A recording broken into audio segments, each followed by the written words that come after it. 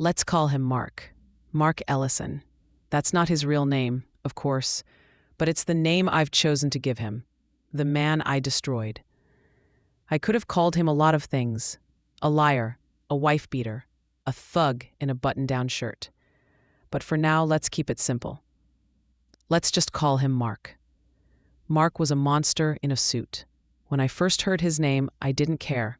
I didn't know who he was or what he'd done. All I had in front of me was a client with a serious case and a vendetta that had been burning for years. His name was Brandon Walters, an ex-Marine, a man who wore grief like a second skin and anger like armor. Brandon wasn't just Mark's former business partner. He was also the brother of Mark's ex-wife. I remember the day Brandon walked into my office in downtown Phoenix. He dropped a thick folder onto my desk, thick enough to kill a small animal, and sat down like he hadn't slept in a year. "He hit my sister," he said, "and then he robbed me blind." That was it, just 2 sentences. I flipped open the folder, glanced over the business records, bank statements, text messages, the restraining order. By the time I reached the 4th page, I'd already taken the case in my head. By the time I reached the 6th, I was angry. I've dealt with creeps before, embezzlers, narcissists, liars. But Mark had a special kind of stink. He was the kind of man who believed that if you smiled wide enough and lied smooth enough, you could get away with anything. And so far, he had. Until me. We filed in Maricopa County Superior Court. It was a clean civil suit. Breach of fiduciary duty, fraud, contract violations. I'd done this dance before, but I could already feel it. Mark wasn't going to go down without kicking and screaming. Men like him never did. Still, I was ready. Mark showed up to the first hearing wearing a navy suit 2 sizes too tight, and a smirk so wide it practically walked in before him. He didn't bother with a lawyer. Not at first. Just walked in, filed a half-baked answer full of typos and nonsense, and winked at me in the hallway like we were flirting. I didn't blink. I've dealt with men like Mark before. They want to rattle you, want to make you feel small or guilty or feminine in the way they think means weak. What they don't know is, I don't do guilt. And I sure as hell don't do weak. Mark thought his usual tactics, charm, gaslighting, pure testosterone-fueled bullshit would work on the judge, on the process, on me. But this time, there was no scared wife to intimidate, no scared family to manipulate. There was only me, and I was ready to take everything from him. After 6 months of maneuvering, discovery, and watching him squirm under cross, we had enough. Enough lies, enough contradictions, enough rage simmering just beneath that smug exterior. We won. And the judgment was massive. $468,000 in damages, plus interest, plus legal fees. For a man like Mark, that might as well have been $1 million. His face in court that day, when the judgment came down, is burned into my memory. Shock, disbelief. That twitch in his jaw like someone had just punched him. I wish I could say I smiled, but I didn't. I just stood still, arms crossed, and watched the reality set in. He was ruined, and it was only just beginning. Mark tried to get clever. He stalled, disappeared, transferred assets, claimed poverty, hid behind shell companies and P.O. boxes. But I don't chase. I hunt. And my investigator? She was lethal. Within 2 weeks, we'd tracked down every asset he tried to bury. The LLCs, the condos, the rental property listed under a holding company in Tempe. It was all smoke and mirrors, but the mirrors cracked fast. I garnished his bank accounts, froze his credit, liened his properties. By the time summer rolled around, Mark was living in the unfinished basement of his last remaining rental home, the one with tenants upstairs paying rent to keep him barely afloat. I let him keep that place for a while. Why? Because watching a man cling to scraps is more satisfying then taking it all at once. Let him feel the walls closing in. Let him wake up each morning, praying no one finds the company name he tucked that property under. It was a hot Tuesday in July when my investigator followed him home. The address pinged from a dead business license in an old state filing. She waited, watched, and called me as soon as he pulled into the driveway. "He lives in the basement. Tenants upstairs," she said. "Want me to confirm ownership?" "No need," I replied. "I already know it's his." That week we moved fast. I filed to pierce the corporate veil, and it worked like a dream. Within 45 days, the court granted the order. The sheriff served the eviction himself. Mark stepped out one afternoon to buy cigarettes. By the time he returned, the locks were changed. His house? Gone. His tenants? Still upstairs, now paying rent to one of Brandon's employees. Mark called a lawyer, a guy from across the street, who did pro bono defense for local thugs. I knew him. We'd stood on opposite sides in court before. Nice guy, terrible poker face. "Can my client at least stay in the basement?" he asked me, standing in the shade outside my building.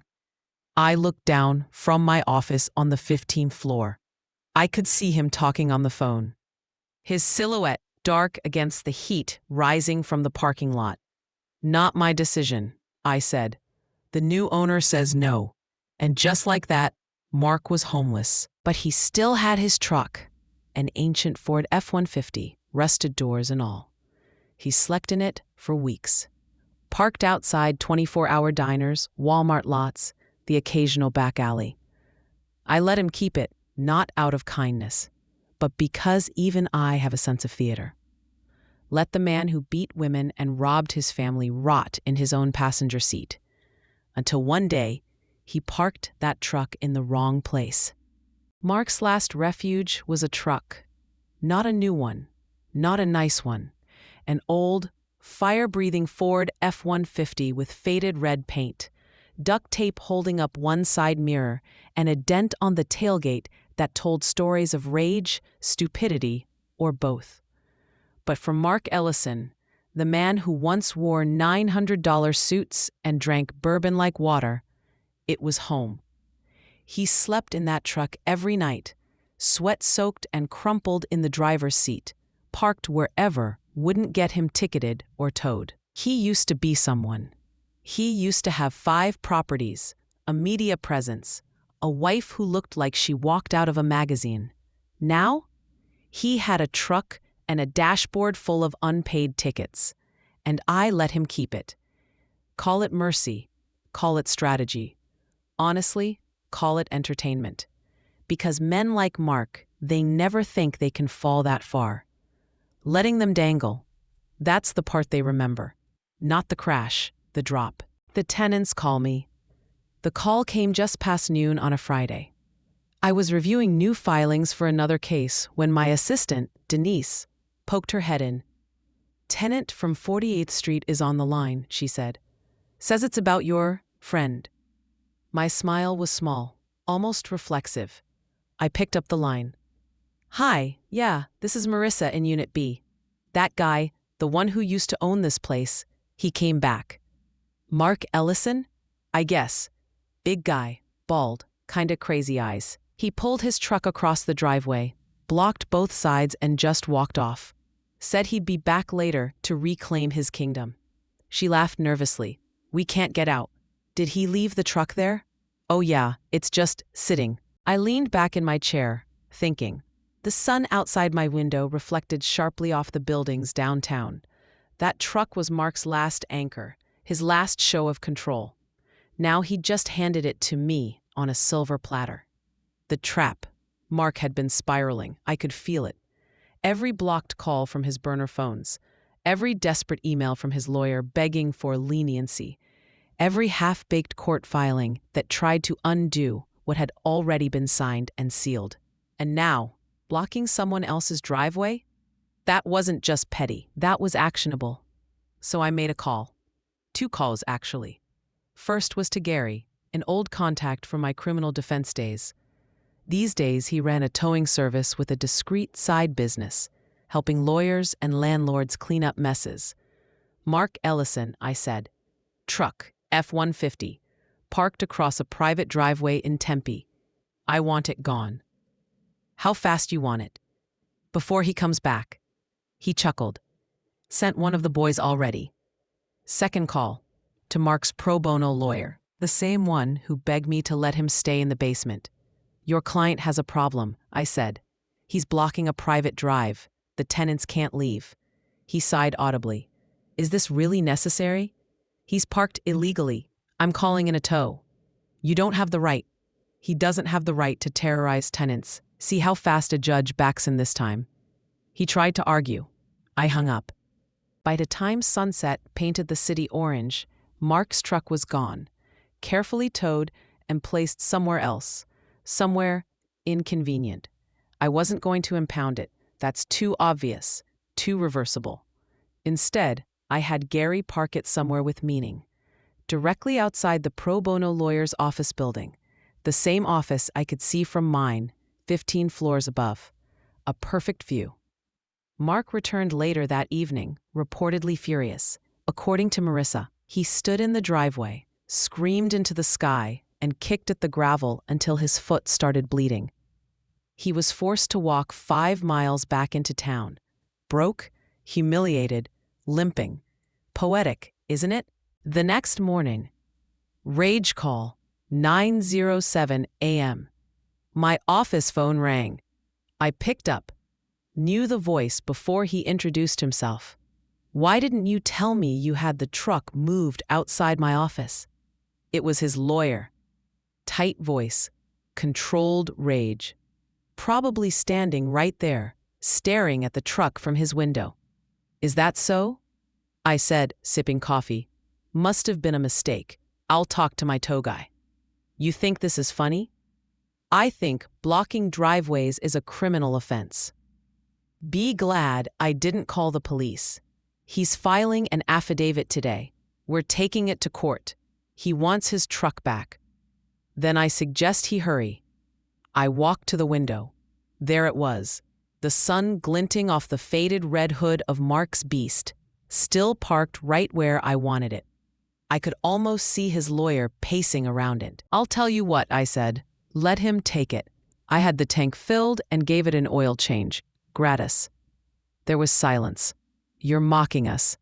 No, I'm giving him a last chance. Tell him to take the truck and never come back. If I ever see that vehicle again, anywhere near me or my clients, I will seize it and sell it for scrap to satisfy what he still owes. You can't. Do what you have to do, I said, and hung up. The walk of shame. I stood at the window and waited. It didn't take long. 10 minutes later, the front door of the office across the lot opened. And there he was, Mark Ellison.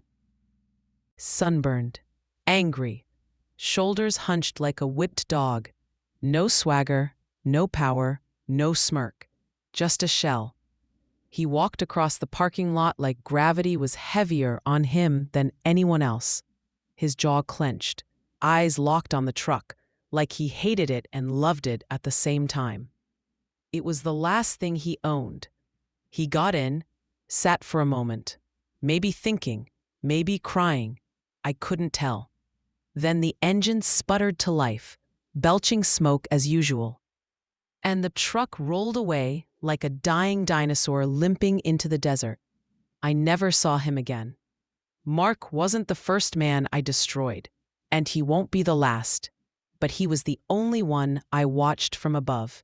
A god looking down, watching a broken man retreat into the sunset, knowing that every piece of his ruin was mine. And I didn't feel guilty, not one bit. People always ask me why I do what I do. Why I take certain cases, the heavy, ugly ones. Why I go all the way, past the polite settlements and legal gray zones, and into the dirt. Why I push until the person on the other end is not just beaten, but buried. Here's the answer. Because some people deserve it. Mark Ellison was one of those people. the wife. Her name was Alyssa. That's not her real name, but that's what we'll call her. I met her once, long after the bruises had healed, but before the tremble in her voice had faded. She came to my office not to testify, but to deliver some documents her brother Brandon wanted me to see. She walked in with oversized sunglasses and a cardigan pulled too tight for Arizona heat, and she barely spoke above a whisper. I offered her coffee. She declined. I asked if she was okay being here. She just nodded. When she handed me the file, our hands touched, and I felt her fingers shake. She wasn't afraid of me. She was afraid he'd find out she was helping. What he did. Mark Ellison was the kind of man who smiled at waitresses, charmed his in-laws, and hid his wife behind closed doors. He was careful at first. A push here, a raised voice there. Gaslighting, blaming, control masked as concern. She didn't even realize it until it was too late. The first black eye, she fell in the shower. The cracked rib, she tripped while moving furniture. The spiral was fast. Alyssa left her job, stopped seeing friends, started doubting her own memory. And Mark? He was the picture of success.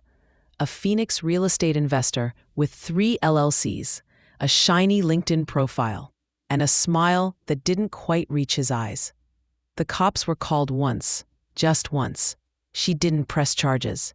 He cried in front of the responding officer and promised he was getting help. The officer believed him. They usually do. The brother Brandon Walters, my client, didn't know what was happening at first. He was deployed when Alyssa got married. Missed the signs during those quick video calls and occasional visits. Mark always made sure they were smiling when Brandon was around. But when Brandon came home for good, he saw it. The quiet, the shadows under her eyes. The subtle flinch when Mark's name came up. He confronted her. She broke down, and the day she packed her bags, Mark didn't even stop her. He knew better than to lay a finger on her when Brandon was within 500 feet. She left with nothing. No alimony, no child support. They didn't have kids. Mark's lawyer outmaneuvered hers in mediation, threatened court, and she caved. Mark kept everything. The house, the car, the money. Now here's where it gets even dirtier. Before the divorce, before Alyssa knew who Mark really was, she introduced him to Brandon. The two of them hit it off. Brandon had just started his own property flipping company, and Mark seemed like the perfect partner, experienced, well-connected, charming. They formed an LLC together, equal partners on paper. But within a year, Mark had rerouted funds, siphoned profits, and forged Brandon's signature on more than one financial statement. He bought properties under a separate shell company and sold them off for cash. Cash Brandon never saw a penny of. It wasn't just theft, it was calculated betrayal. And Brandon? He didn't find out until months later, when the IRS came knocking about undeclared income, and Brandon was left holding the bag. He almost lost everything. By the time Brandon stepped into my office, he didn't want an apology. He didn't even want the money back. He wanted ruin. I don't want him hurt, Brandon told me. I want him stripped. I want him to feel what my sister felt, to know what it's like to have nothing, no power, no name, no one to help him. That kind of fire, it can be dangerous in court. Judges don't like revenge. But I knew how to channel it. I took the case. Not because I wanted revenge too. Not because I was bored or needed the work. But because some men don't learn until the world takes back everything they stole. And I knew exactly how to do it. I didn't start with the lawsuit. I started by studying Mark, his businesses, his habits, his real estate deals, his past litigation. I read through every motion, subpoena, deposition from his divorce, every lie he told in court that no one had challenged.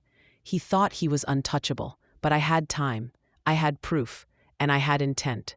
The lawsuit was the weapon, but I was the hand that would swing it. And once the filings hit, once Mark realized who was coming for him, he laughed, actually laughed. I remember the first hearing, when he walked past me in the hallway outside the courtroom. "You're wasting your time," he said. "I've been through worse." He had no idea. Now he sleeps in a truck. Now he watches his empire, built on fists and fraud, crumble under the weight of every choice he ever made. He tried to file an appeal. Denied. He tried to represent himself. Laughed out of court. Every time he lashes out, it gets worse. He has no money for a real lawyer. No assets. No friends. Even Alyssa has moved out of state. I don't feel sorry for him. I feel resolved. They say the courtroom is where truth comes to light. That's not always true. Sometimes the courtroom is where people perform truth, like actors reading scripts, hoping the judge is too bored or too busy to see the cracks. Mark Ellison was one of those actors. But I'd read his script, backward and forward, and I came prepared to tear it apart, line by line. Mark walked into court the way men like him always do, loud, proud, and way too confident. He wore a suit that didn't quite fit, a deep blue number that was probably expensive years ago but now looked tired, like him. He didn't bring a lawyer that first day. Said he didn't need one. He called my suit cute and told the bailiff we should just settle this nonsense and get drinks after. I didn't respond. Mark mistook silence for submission. He had no idea that silence, in my world, means checkmate's coming. When the hearing began, Mark launched into his routine. Denial, minimization, deflection. "No, Your Honor, the LLC wasn't structured that way. No, that's not my signature on the transfer form. No, I didn't mislead my business partner. We agreed to that deal verbally." He had answers for everything, too many answers. But I wasn't trying to win with one big blow. I knew better. You don't take down a narcissist with rage. You take them down with paper cuts. Slow, quiet, relentless bleeding until the mask starts to slip. I submitted financial records from 3 separate bank accounts, all tied to his fake holding company. Deposits from Brandon's business showing up under consulting fees. Transfers to cash cards. One of the checks was signed on the same day Mark claimed he was out of town. I waited until his voice got shaky, until his hands started tapping the table. That's when I dropped the forged lease agreement, the one he used to claim a rental loss to dodge taxes. It was dated a week before the property even went into escrow. I watched his face freeze. That was my favorite part, that second where their brain realizes they're cornered, but their mouth hasn't caught up yet. "Your Honor," I said, flipping to the next exhibit. "As you'll see, this lease is signed by a tenant who no longer lives in the state." We spoke to him. He says he's never heard of Mark Ellison. The courtroom went quiet. The judge wasn't stupid. Judge Ramirez had been on the bench in Maricopa County for 15 years.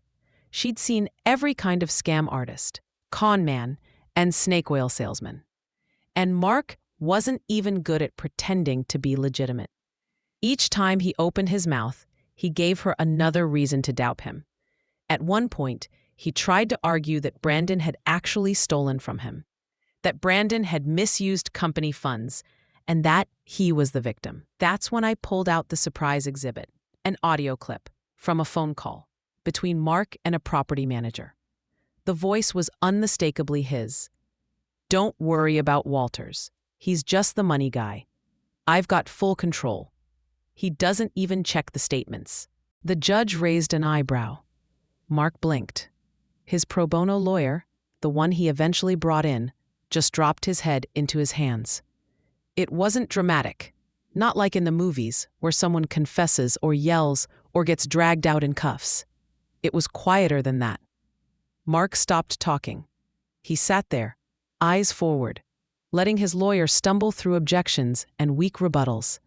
He was out of moves, out of tricks, and he knew it. The judge set the ruling date and dismissed us for the day.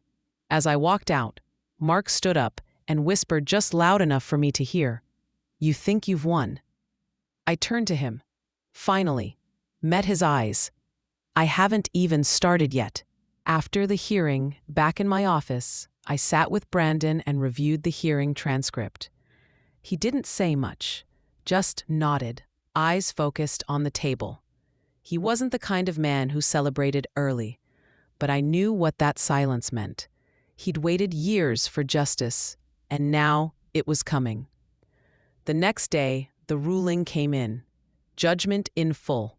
All counts upheld. Over $468,000 awarded to Brandon, plus fees, plus future interest. Mark didn't show up to hear it. His lawyer filed an appeal the following week. Weak. Hollow. Denied before it even made it out of preliminary review. The power of the truth. People think courtroom victories feel like fireworks. They don't. They feel like walking out into the Arizona heat, blinking at the sun, and knowing that for once, just once, the system worked the way it should. But for me, it wasn't over. I don't just chase verdicts, I chase consequences. And Mark Ellison still had assets. Fake companies, properties in other counties, a truck, a house with a basement. He thought I would stop after the ruling. He didn't understand. I never stop until the floor caves in. I didn't sleep the night I filed the motion. My body was tired, but my mind was racing, playing out every possible scenario, every angle Joe might try to wriggle out of accountability. I knew how he worked. He thrived in ambiguity, in people's fear of confrontation. But this time, I wasn't playing nice. I was building a damn war machine. By sunrise, I had all the documents compiled. Tenant lease agreements, photographic evidence of the property's condition before and after. Contractor invoices, even screen recordings of our text conversations where he arrogantly confirmed that he handled the eviction his way. That line alone was pure gold. My lawyer smiled when she read it. "He's going to get eaten alive in court," she said, shaking her head. I smiled for the first time in days. By Thursday, Joe was officially served. He must have lost it. I imagine him reading the packet, his face going white, as he realized this wasn't some bluff. I wasn't whining or begging.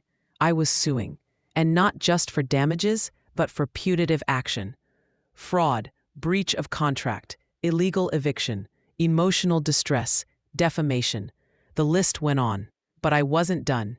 I contacted a local investigative journalist, someone who ran a popular legal rights YouTube channel for tenants in the state. I gave her everything. No anonymity, no fear. I wanted people to know this story, especially others who had been screwed over by men like Joe. She agreed to air the story after the first hearing. She said it would probably go viral. A day before the first court date, I got a call from an unknown number. I usually ignore those, but I had a gut feeling. I picked up. "Listen," Joe's voice rasped on the other end. "You don't have to do this." He sounded desperate, but not apologetic.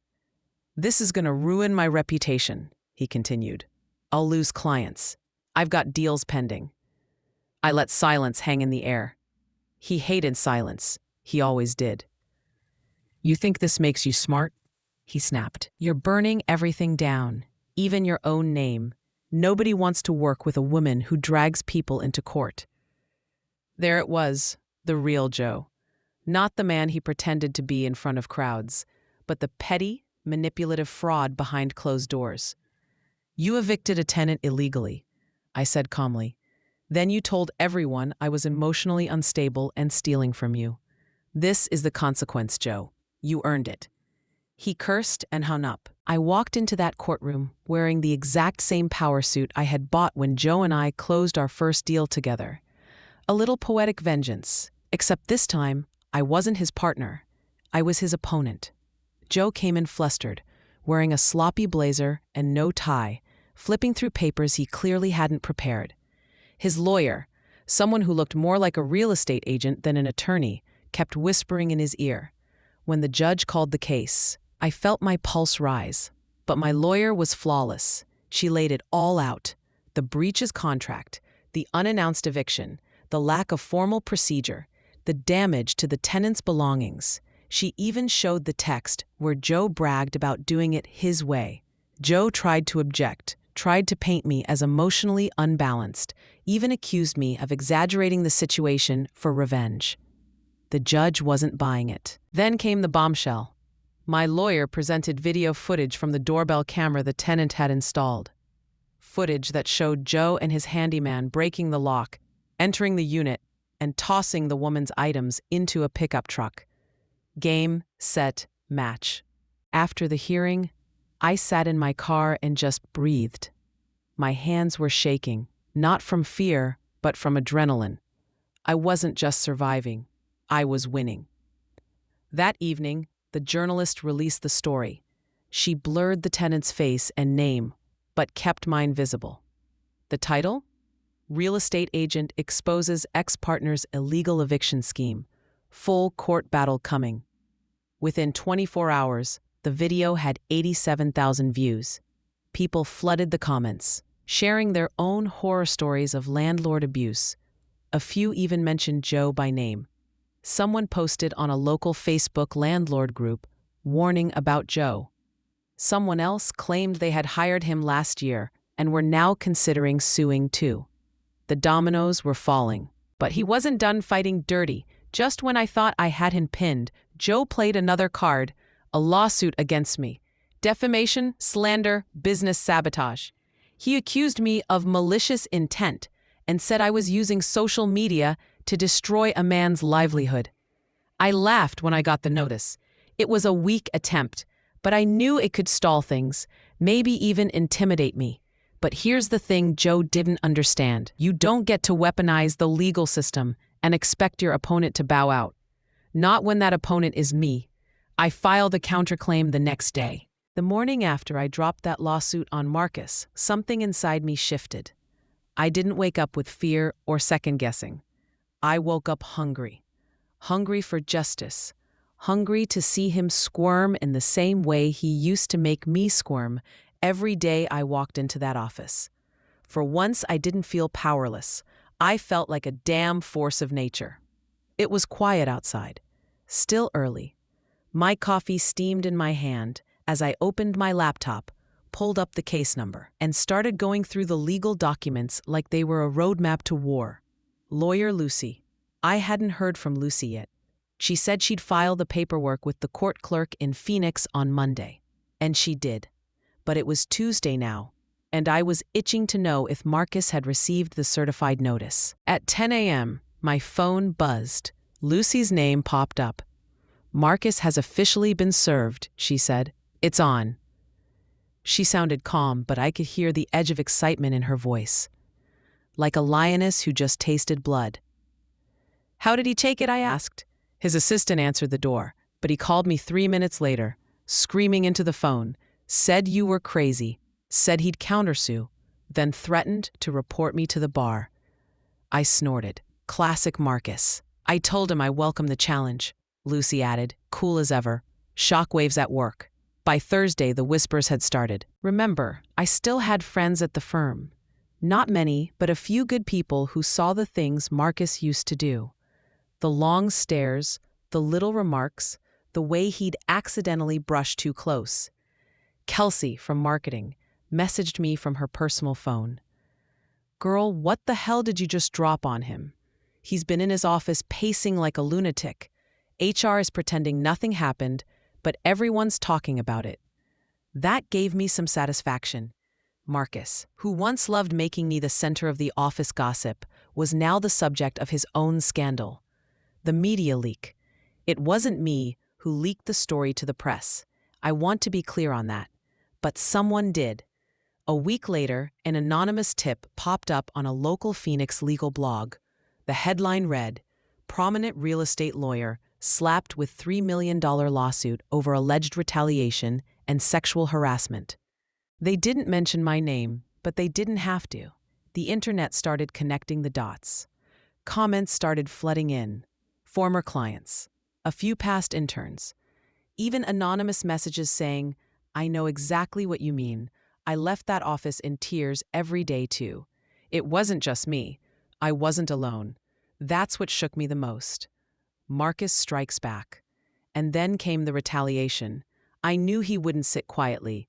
Marcus was a man who only understood one language: control. The next week, I got an email from a reporter. A source close to Marcus was saying I was unstable, had a history of emotional breakdowns, and was only doing this for money. I didn't respond, but Lucy did.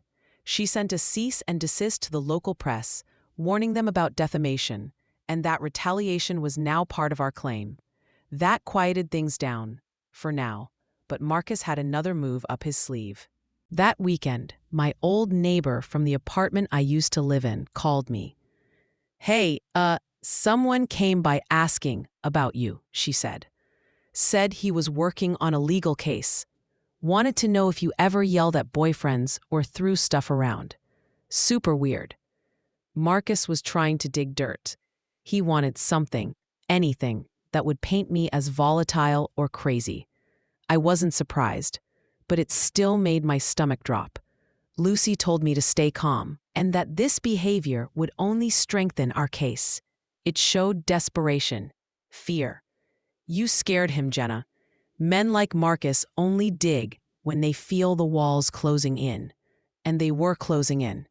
By the end of the month, I started hearing rumors. Marcus had lost 2 big clients. One was a national developer, the other a private investment group. Both reportedly pulled out after reputation concerns. I also got word his firm's partners were meeting behind closed doors, without him. That man used to walk around like a king. Now, he was a crumbling monument to arrogance. Still, I wasn't taking anything for granted. Lucy and I continued building our case. Gathering witnesses, emails, calendar logs, reported voicemails. Every little thing that showed a pattern of abuse and retaliation. Marcus made a mistake. He sent me an email. I don't think he meant to. Maybe he was drunk or losing control. But it was full of rage, curses, threats. Said I'd regret this. That he knew people. That he'd bury me legally. We printed it out, highlighted every line. Lucy said he just handed us the match to light this whole thing up. And that's when I knew he was breaking. By the time I got home from the courthouse, I felt like I had just walked out of a heavyweight boxing match. My legs were sore, my chest tight, but my mind, razor sharp. I had done it. I had planted the seed. And soon, the entire ecosystem Joe thrived in was going to collapse on him. I poured myself a glass of wine, cheap, red, slightly sour, and sat on the edge of my couch. It was still early evening, but my body was begging for rest. I hadn't truly slept in weeks. Every time I closed my eyes, I saw Joe's smirk, heard his dismissive tone, replayed the moment I stood at the edge of the courtroom, heart pounding, knowing I was finally being heard. I'd won the first skirmish, but I had miles to go before the war was over. The next morning, I called the landlord. I'd gotten his contact information from the building's management company last week. The man, Mr. Doyle, answered gruffly. "This is Doyle." I straightened my back, holding my phone tighter. "Hi, Mr. Doyle. I'm calling regarding one of your tenants, Joe Miller, at apartment 3C. A pause. "You a friend of his?" I nearly laughed. "Not quite. I'm his ex-girlfriend, and I recently filed a restraining order against him. I also learned he's behind on rent and may have tampered with official notices." Mr. Doyle groaned. "Tell me something I don't know. Guy's been dodging payment for 3 months. Sent me this sob story about being in between jobs. Said he was getting money from a settlement or something." "That's a lie," I said quickly. "He's not getting a settlement. He's stalling. And worse, he's likely manipulating you the way he manipulated me." There was a long silence. Then he said, "You got anything that proves that?" "Yes, I have screenshots of our conversations about his job lies and the financial abuse. I also know he's storing things in the unit illegally. You might want to check the lease clause about unauthorized subletting." You could probably fast-track the eviction. Another pause. You're smarter than you sound. I smirked, and he's dumber than he thinks. That night, I drove back to his apartment building, not to confront him, but to plant another mine in my silent war. I knocked on apartment 3B, the unit next to Joe's. A middle-aged woman with curly gray hair and tired eyes opened the door. "Hi, sorry to bother you," I said, my voice soft. "I used to live in 3C with Joe Miller. I wanted to warn you that there's an ongoing legal issue. He may be dangerous, and I filed for a restraining order." Her eyes widened slightly. I knew something was off about him. Always yelling on the phone. Sometimes at night, I'd hear him throwing things. I nodded. "You're not the only one. I'm trying to let the other tenants know that they should be cautious. If you've experienced any issues, noise complaints, threats, anything, I encourage you to report it to the landlord. Or, if you're willing, write a statement for the court." "I'd be happy to," she said firmly. "He threatened my grandson once over a parking space. I'll write it up tonight." Back at home, I emailed Doyle with the neighbor's complaint. Then I called the courthouse and asked how to submit character statements in support of my case. The clerk was polite, but curious. "Ma'am, are you saying this is in preparation for the protective order hearing?" "Yes," I said, calm but resolute, "and potentially future legal action. He's defamed me to employers and financially abused me. I want everything documented."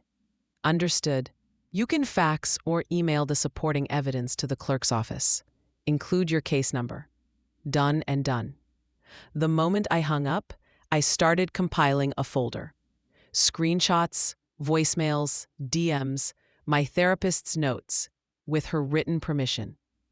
I labeled everything meticulously. 3 days later, Joe called me from an unknown number. I stupidly answered, thinking it was the courthouse.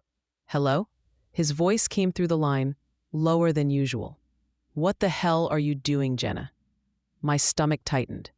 "You're violating the no-contact order, Joe. This call is being recorded." Silence. "You think you can ruin my life with some paperwork? You forget who I know. You're not safe. You never were." That's when I heard it. Not anger, not dominance, but panic. He was spiraling. Joe didn't show up for the first hearing. Ms. Ellis smirked at the judge. "Your Honor, the respondent has a history of dodging accountability. We request a default ruling in favor of my client." The judge nodded. "Granted." Boom. One win. Now we were building momentum. Afterward, Ms. Ellis leaned toward me outside the courthouse. "We'll get him. Not just legally. We'll make sure his entire network sees who he really is. The law is slow, but it's sharp." And Joe just walked into a trap with no exit. I wasn't sure if what I felt was satisfaction or something darker. Maybe both, but I didn't let myself dwell on it. After the judgment came down in my favor, Joe's world started to crumble quickly. The court had given him 30 days to comply. 30 days to pay the full amount owed, over $48,000. And failing that, he had to vacate my house, plus deal with the garnishment paperwork that was already in motion. I'd made sure to file it the moment the judgment came in. What he didn't know was that I had also gone ahead and filed a lien on his business assets, using my judgment as leverage. I had found out through public records that he owned a small car dealership under a shell LLC, one that was supposed to be insulated from personal debt. But here's the thing. Joe never changed the mailing address for his LLC. It was still tied to the property I now legally owned. So I filed the lien, and I made sure he was served at that address. I wanted him to feel surrounded. 3 days later, he called me. Not from his number, of course. He used his assistant's phone, thinking I wouldn't recognize it. "Hello? It's Joe." I let the silence drag on. "I saw what you did," he snapped. "Putting a lien on the dealership? You're out of your mind." I could hear panic beneath the anger. "Good. You should have thought of that before trying to bulldoze me. You're not going to get away with this. I have attorneys." "So do I." Mine actually respond to my calls. He hung up. I smiled. My lawyer, Grace, who had gone from casual to relentless, was impressed. "You're playing this like a chess game," she said. "Just be ready if he files a motion to stall. He's running out of options." He did try, of course. A week later, his lawyer filed an emergency motion to pause garnishments, claiming Joe was under financial duress. We responded with his bank statements, which we had obtained through discovery. They showed multiple luxury purchases within the last 60 days, including a $5,200 watch and payments on 2 separate vehicles, a Tesla and a BMW. The judge denied the motion the same day. Another win. A week before the 30-day deadline, I drove by the house. His car was gone, but the lights were still on. I didn't go in. I didn't want to poke the bear.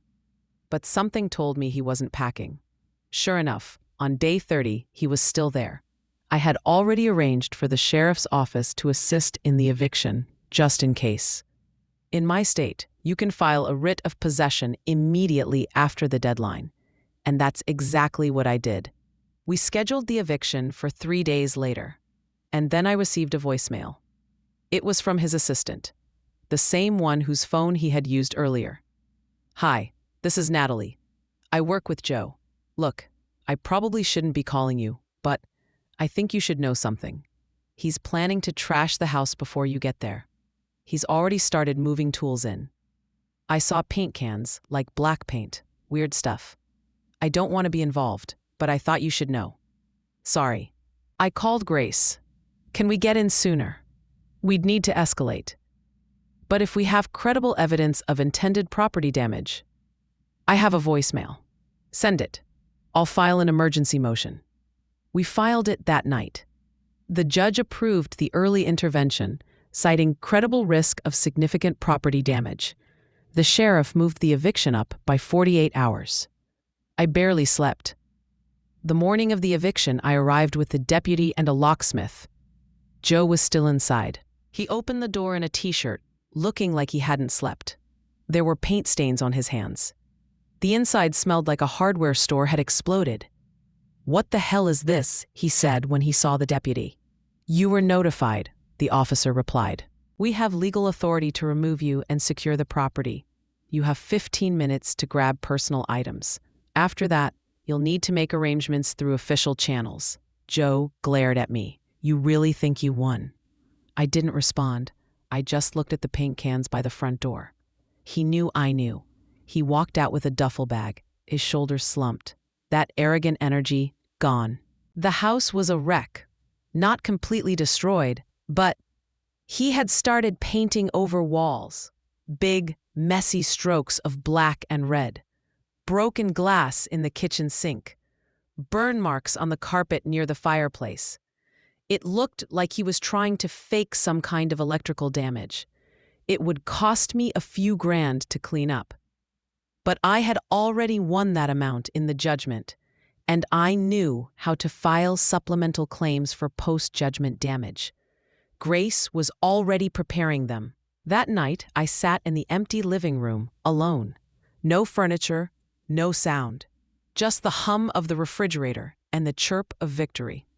This house used to feel like a battlefield.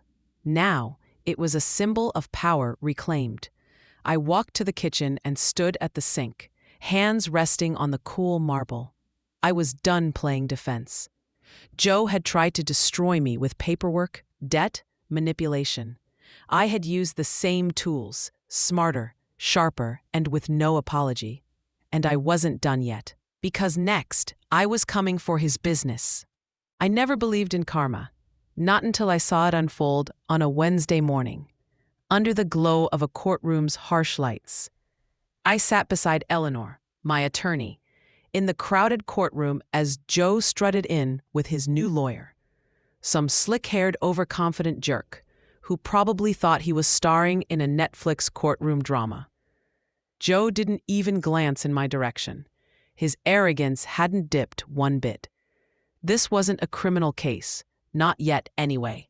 But I had brought forward a civil suit for emotional distress, harassment, and unlawful eviction attempts. And that was only scratching the surface. I wanted this man's name etched in the public record for what he truly was. As the judge entered and everyone rose, my heart raced like it had a mind of its own. I wasn't scared, not anymore. I was just ready. Eleanor opened with a clear, assertive statement.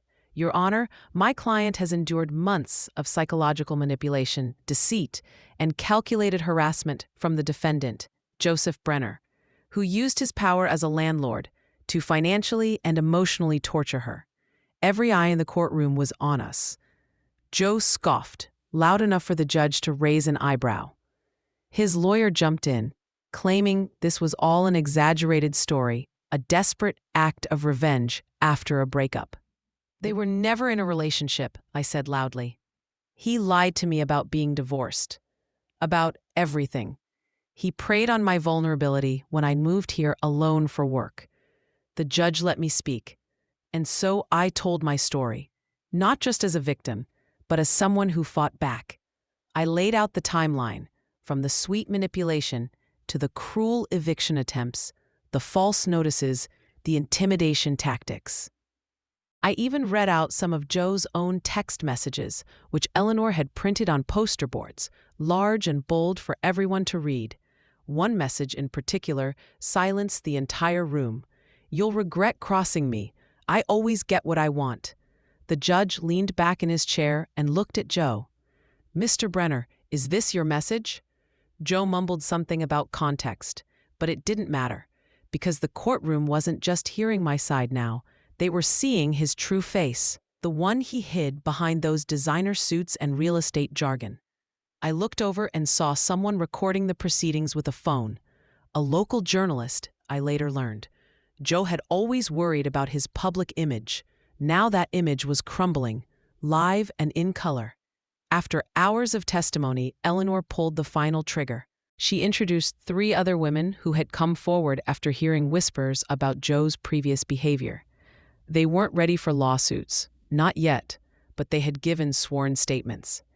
Joe's smirk finally cracked. His lawyer fumbled, and Joe looked like he aged 10 years in 10 minutes. I wasn't celebrating, not yet, but I felt something shift. The power he once had, it was gone. The judge didn't rule that day, but he ordered a formal investigation into Joe's past landlord-tenant relationships, especially around unlawful eviction claims and harassment of female tenants.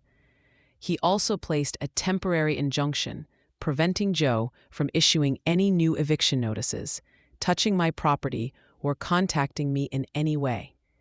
Outside the courthouse, I stood with Eleanor as reporters began circling like sharks.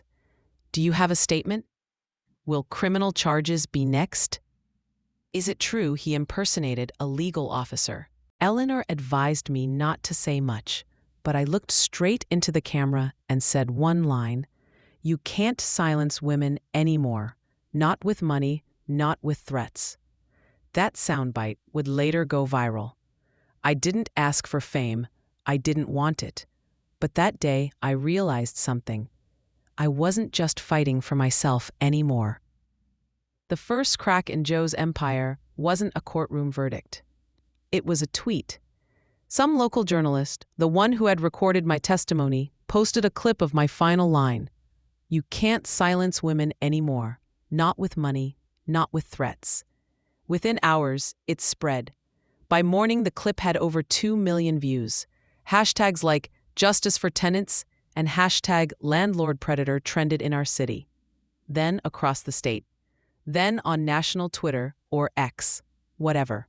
People started coming forward. Women, former tenants, even a few ex-employees from Joe's real estate firm.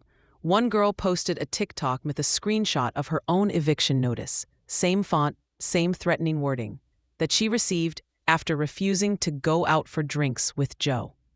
I didn't even know her name before, but now we were part of the same movement. His name was everywhere, and not for the reasons he wanted. Joe tried to fight back, of course. His lawyer filed a cease and desist against 3 women who posted their experiences. But that only made it worse. One of them, a TikTok influencer, with 1 million followers. She made a tearful video titled, "My landlord tried to silence me. Here's what happened." By the next day, a BuzzFeed article had picked it up. That same week, I got a call from a producer at a national morning show. "We'd like you to come on and share your story. There's a real conversation happening here about landlord abuse and power dynamics." I wasn't sure. I never wanted to be a public figure. I just wanted to feel safe again. But Eleanor said something that stuck with me. "You have the truth. Use it." So I went. No makeup artist, no stylist, no media training. Just me, sitting in a chair, heart pounding, hands sweating, and telling America what this man had done to me. And to others. It wasn't about vengeance anymore. It was about exposure. Because Joe wasn't just a terrible ex or a manipulative landlord. He was a man who built a career on control, over women, over tenants, over anyone who couldn't fight back. But now, he couldn't hide behind property contracts or slick Instagram posts. His real estate firm's Yelp page got flooded with 1-star reviews. 3 of his brand partners pulled out within 48 hours. His brokerage license, under review by the state licensing board. And then came the email from an anonymous address. He did the same to me. I was 19. I was his intern. That email changed everything. Because it didn't just mean he was cruel. It hinted at something darker, something criminal. And I wasn't going to stop now. I couldn't breathe when I read that email. He did the same to me. I was 19. I was his intern. No name, no phone number, just the message and a burner email address. I replied instantly, told her I believed her, told her I wasn't going to let this die, told her I'd protect her if she came forward. No response. For 2 days. Then, just when I was ready to give up, she wrote back, "My name is Kayla Benton. I was his intern at Lennox Real Estate in 2020. I have proof." She attached screenshots of texts, an NDA, what made my stomach turn, a photo of them at a corporate retreat. She looked like a kid, smiling, uncomfortable. He had his hand on her lower back, fingers pressed too tight. I forwarded it to Eleanor. She didn't reply with a comment, just 2 words, "We are filing." But even before the legal gears started grinding again, I asked Kayla if she'd be willing to talk, face to face. She was scared, but she agreed. We met at a diner in Charlotte, North Carolina. Neutral ground for both of us. She walked in wearing a hoodie, sunglasses, and carried a beat-up laptop like it held the pieces of her trauma. She couldn't even look me in the eyes at first. But when she finally spoke, it all poured out. How Joe cornered her in the office late one evening. How he dangled a full-time job if she played nice. How she rejected him, and suddenly her internship didn't work out. How her final paycheck came with an NDA, signed in fear. She showed me emails, Venmo payments, and a recorded voicemail where Joe clearly said, "You know how fast I can make your little career disappear, right?" I felt rage I didn't even know I had. Kayla wasn't just another piece in this puzzle. She was the matchstick, the thing that could finally burn it all down. She agreed to testify, but only anonymously, for now. She was still finishing college and terrified of what Joe might do. I promised to protect her. And I meant it, because by now it wasn't just about me anymore. It was about all of us, the ones who said nothing, the ones who got blamed, the ones who were told, "That's just how powerful men act." Not anymore. The very next morning, Eleanor contacted a local journalist at the Raleigh Times who specialized in real estate corruption. And within a week, there was a full exposé titled "Predator Behind the Portfolio: The Untold Allegations Against Joe Trenton." It detailed Kayla's anonymous account, my court testimony, 3 more unnamed sources, screenshots, timelines, contracts, everything. Joe had officially gone from real estate mogul to national headline. He issued a public statement, something about false claims and character assassination. But no one believed him anymore, because now we had receipts, and he knew it. Joe's public denial didn't do what he thought it would. No one applauded him. No one came to his defense. Even his most loyal brokers stopped reposting his statements. His lawyers went quiet. His PR firm dropped him. By the end of the week, a sign hung outside the Lennox Real Estate headquarters in Raleigh, North Carolina. Under investigation, temporarily closed. Meanwhile, Kayla was being prepped by Eleanor's team to give a sealed video deposition, anonymously. She looked terrified, but she still showed up. That girl had more guts than most grown men I knew. I kept checking my inbox and burner phone like an addict, waiting for something, anything. And then it came. An email with no subject, no body, just one attachment. A video file titled March 2020 Cam 6. I opened it on my work laptop, heart pounding. It was grainy surveillance footage. Office hallway. Nighttime. I watched as Joe entered a hallway with a young woman, Kayla. She looked uncomfortable. He grabbed her wrist, pulled her into a supply closet. She resisted. 10 minutes later, he came out. She didn't. 2 minutes after that, the hallway lights flickered, then shut off. I couldn't stop shaking. This wasn't just harassment. It was something darker. I sent it to Eleanor. She called me within seconds. "Where did you get this?" I told her I didn't know. Whoever sent it was anonymous. A whistleblower, maybe. A janitor. An IT guy. Someone who'd had enough. And that video? It changed everything. The state attorney's office reclassified our case. Sexual coercion and unlawful confinement. Joe was now facing real charges, not just civil lawsuits, but criminal ones. And even better, Kayla didn't have to testify publicly anymore. The video did all the talking. But the thing about snakes like Joe, they don't go down without trying to bite. He showed up at my apartment. Yes, you read that right. He stood outside my building in the rain, hair soaked, Armani suit wrinkled, face pale, holding a file folder. I didn't open the door. I watched through the peephole. He slid the folder under the door, looked straight at the camera in the hallway, and whispered, "You want a war, Jenna? You got it." I waited 2 minutes, then picked up the folder with a tissue. Inside, a printed copy of my LinkedIn messages, some private DMs, an old credit card statement showing my overdue bills from last year, and a photo of me at the bar with friends, taken from across the street. It wasn't a threat. It was a warning. He was digging now, trying to scare me, trying to smear me, trying to say I wasn't credible. But guess what? He didn't know that I'd already given everything to the press. He had nothing left to use against me. Joe was losing, and it was driving him insane. So I decided to push him over the edge. I made a call to a contact I hadn't spoken to in months, someone who used to work inside Lennox, someone with access to Joe's financials. I asked him one question: is there any proof Joe was paying hush money to more victims? The answer? Oh yeah, dozens of wire transfers, all under LLCs that don't exist. The wire transfers were gold.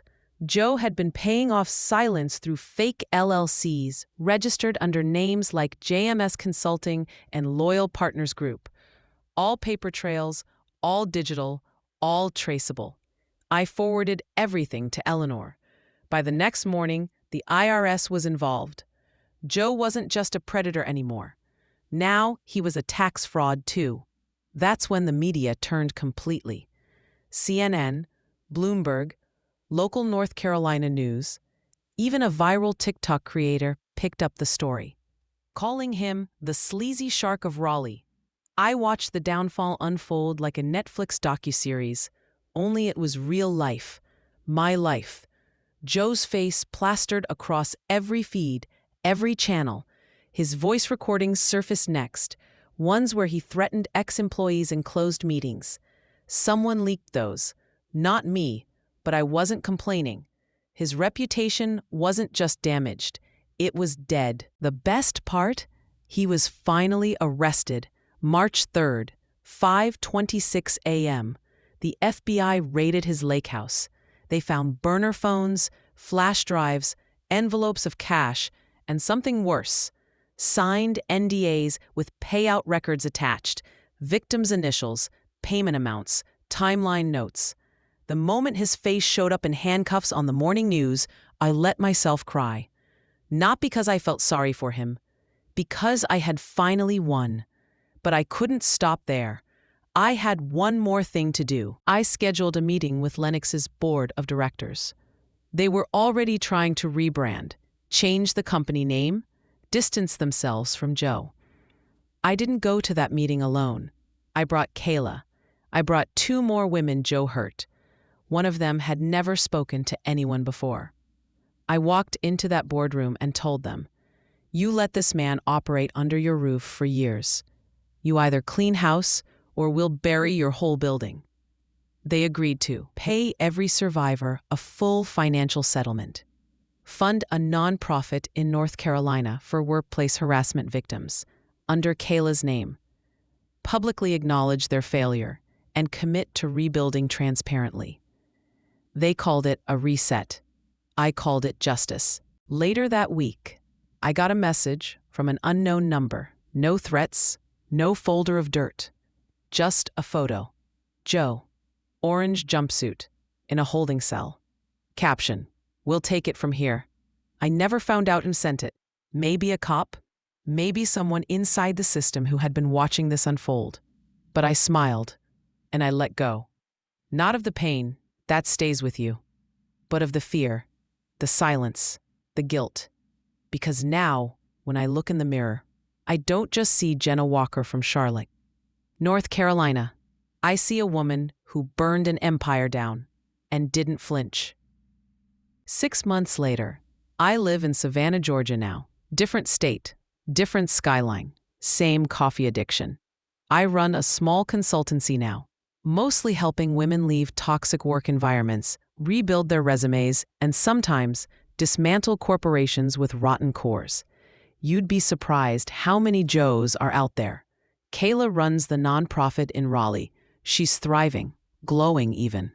The last time we spoke, she told me, "I don't have nightmares anymore." I didn't either. Not since the trial ended. Not since I stood in front of that courtroom and read my statement while Joe sat silent, defeated, in an orange jumpsuit, surrounded by federal agents. Not since the judge handed down 12 years. Justice doesn't erase trauma, but it neutralizes it, gives it less power. And that's enough. Some days I walk the quiet, cobbled streets of Savannah with a notepad in hand, like I'm someone out of a movie, observing the world, writing names I'll never use, smiling at people who don't know the fire I walk through, the kind of peace that tastes earned. Then, one morning, I open my inbox. Subject line, "Urgent, need help. This guy is worse than yours." Attached was a folder, screenshots, voicemails, a grainy video of a man cornering a young intern in an elevator. It was a tech firm in Seattle this time. Different city, different predator, but the same look in the eyes of the woman who sent it. I stared at the screen for a while, sipped my coffee, and clicked reply. "Let's burn him down, together."